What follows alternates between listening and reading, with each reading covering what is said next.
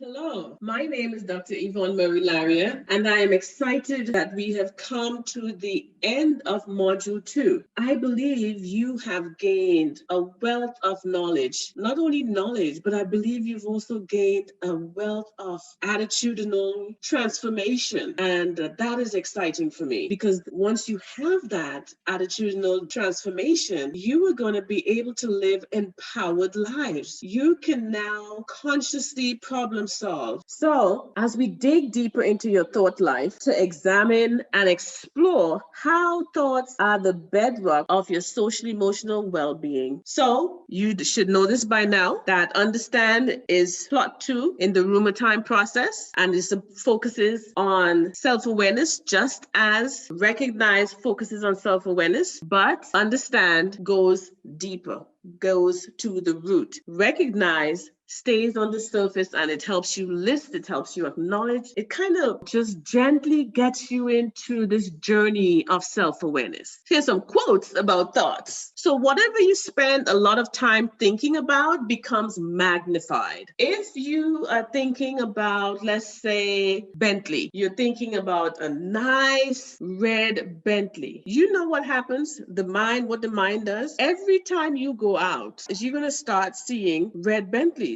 because whatever you think about, whatever you spend a lot of time thinking about becomes magnified. Not that you're bringing it into existence, but you're hyper focused on that. And so your brain is going to be searching. Then Louise Hay says, every thought we think is creating our future. And an anonymous author says, one small positive thought in the morning can change your whole day. One small positive thought in the morning can change your whole day. So let's keep going. Thoughts. Thoughts are ideas or pictures you have in your mind. Thoughts are at the root of behaviors, attitudes, and emotions. So, what's influencing your thought life? What are you spending a lot of time thinking about? And I want you to write that down. We have activities that you can engage in. What is influencing your thought life? Who and what are influencers? So, we know a lot. We've been hearing a lot about social media influencers, right? And what is that person? I mean, this is a whole new career, a whole new genre of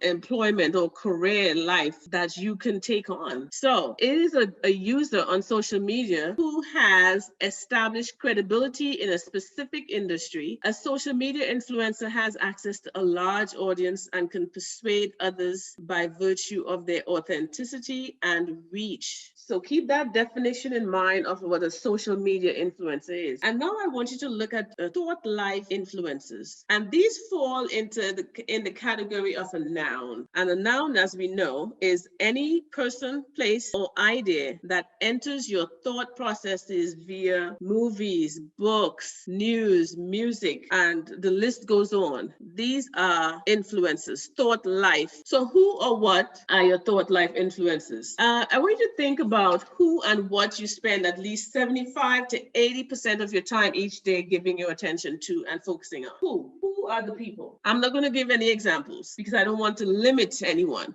So who are the people that you spend 75 to 80% of your time each day giving your attention to, focusing on, energy, your cognitive space, your emotional space, your social space, and then what is influencing your thought life? Is it your career? Is it your bank account? What is it? And then we have this activity here that you're going to have an opportunity to work on in the course room. It's the House of Thoughts activity worksheet. Do what we call a brainstorm or a brain purge on the page. What are some of the thoughts you're thinking? What are some of the emotions? What are some of the behaviors? And you decide which ones are helpful, which ones are harmful. It's a very good way to understand, dig deeper. You're looking at how something is working. Remember, that's one of the definitions that we use for understanding social emotional wellness is knowing how something works, getting to the root of it. And what is your time? What are your thoughts? What are you thinking? What are your ideas about virtual instruction? How have your interactions or behaviors or activities changed in the virtual instructional space? And what are your mindsets or attitudes about navigating instruction in this virtual space?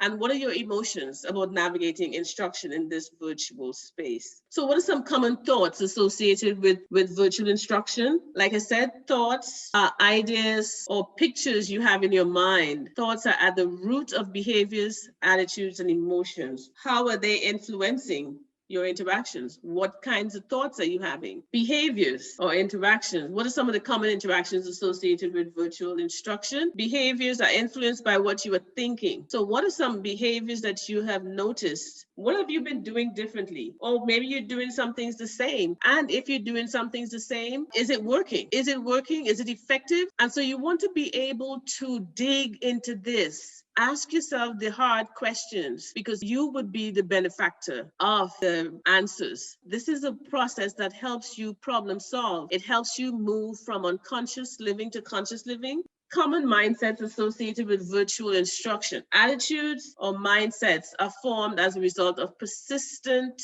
dominant, and recurring thoughts. What has been your attitude toward virtual instruction and the various roles you have during this time? Visualize that one thought as a grape and a cluster of grapes as a mindset.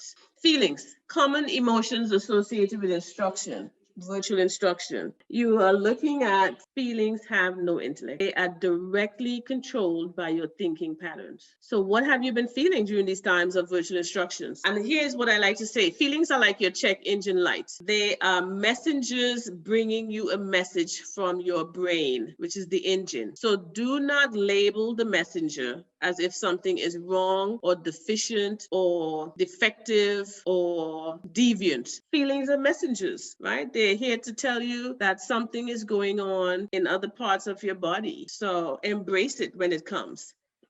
Well, thank you. We've now finished module 2, and we'll see you in module 3.